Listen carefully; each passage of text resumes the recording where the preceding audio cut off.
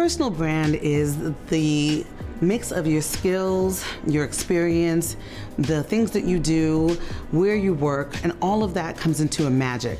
You could have somebody who has the exact same profile as you, but they can't do what you do the way you do it. So, and for those of you who know, my business tagline is engage your hustle, which is essentially my theme, my mantra, my inspiration that just says that even if you are already fabulous, you can kick it up a notch. And if you have a goal, have an intention, do it, engage that hustle. And I don't believe in hustle being hard. I believe in hustle just being not stagnant. Wherever you are in your career, whether the beginning or, further along, you can do better. And it doesn't mean you have to do more or harder. It means that you can do better. The reason why intentions are better than goals, or in addition, not better than, but they should accompany goals, is that intentions speak to the journey. Right? We are saying right now, this is what I want to do. This is what I plan to do. And there's a process in acknowledging the journey, even if you don't actually meet the goal. And this is important to think about because you shift once you say, this is what I want to do, even if you don't actually get there.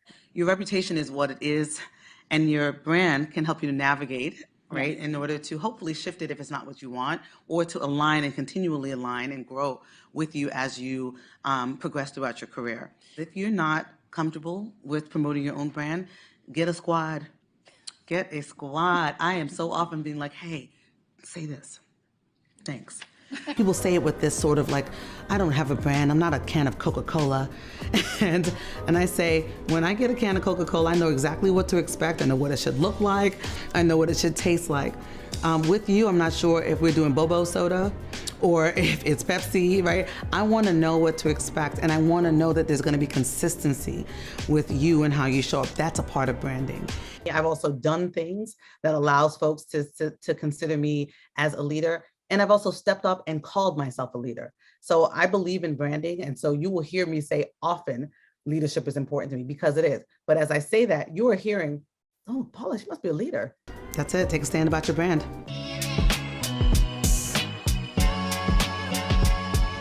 We need to understand that there's not one way to do something. We need to understand that, in fact, having diverse perspectives and voices in any situation will help you get to a better result. And being in spaces of sameness actually thwarts our creativity as opposed to elevates it. As a part of the human condition, we all have and experience bias. So it's not necessarily, a good or bad thing. It's how we experience it that can be good or bad, but not necessarily because we have biases that make us a bad person. It's how we navigate and what we do in order to counter the biases that we have. And the other piece is empathy, right? Just getting that this is not easy. And I have been, during this time, encouraging people to be empathetic both ways, right? Like, it's not easy to lead at this time, and it's also not easy to have to navigate all of these things and be led. I laugh when I hear folks saying sometimes, oh, our organization is suffering from diversity fatigue. Great. When I'm on the treadmill, I suffer from fatigue too. But you know what? In the summertime, I want to look good. This is a marathon you're running when it comes to diversity. It's not a sprint. You can't get there fast. You have to do the work, and you have to continue to do the work.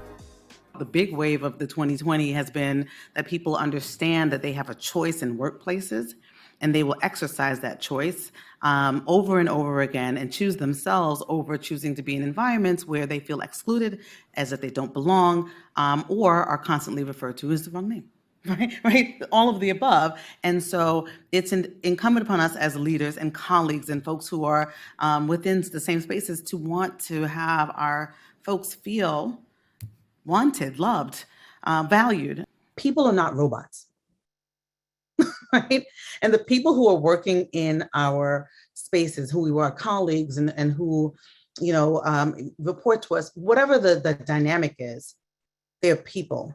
And with that peopleness comes pain and comes joy. And the more that we can lessen the impact of the institutions and the individual, whether that's microaggressions or pain, racism, whatever, for those individuals, then we allow them to access joy better.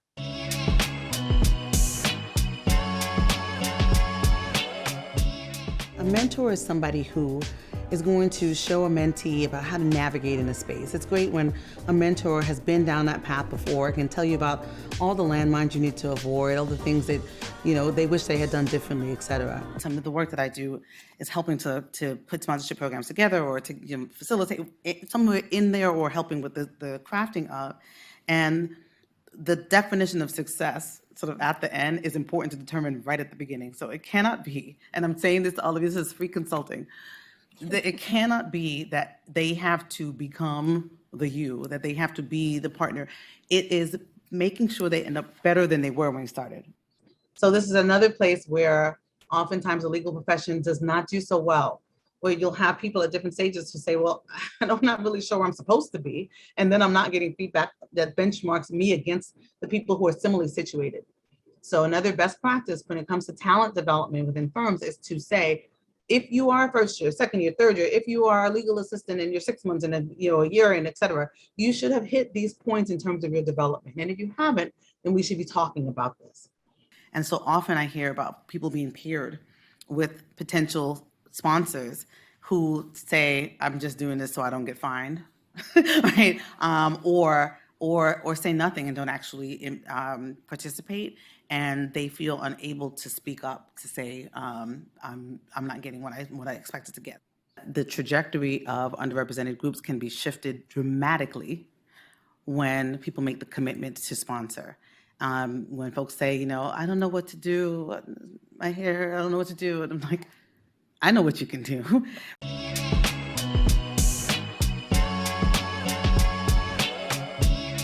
Anyone can be an ally, as long as you have an understanding of the experiences of others who are differently treated or are underrepresented within an organization or societally. You can be an ally. Understanding, that's what I tried to do with the lead up to this, is understanding and having awareness about some of the societal issues that are occurring and the issues in terms of your colleagues, some of your colleagues. Having empathy. And not just empathy on its own, but bumping that up to compassion, because I believe compassion encourages and includes action as well. When you think about the advancement of allyship, it means that you are going from just sort of being there, aligned with, kind of standing there. It's advocating, it's moving to being an accomplice, an activist. You understand, you get it, now you know, but you're not passive with it. You are active with it.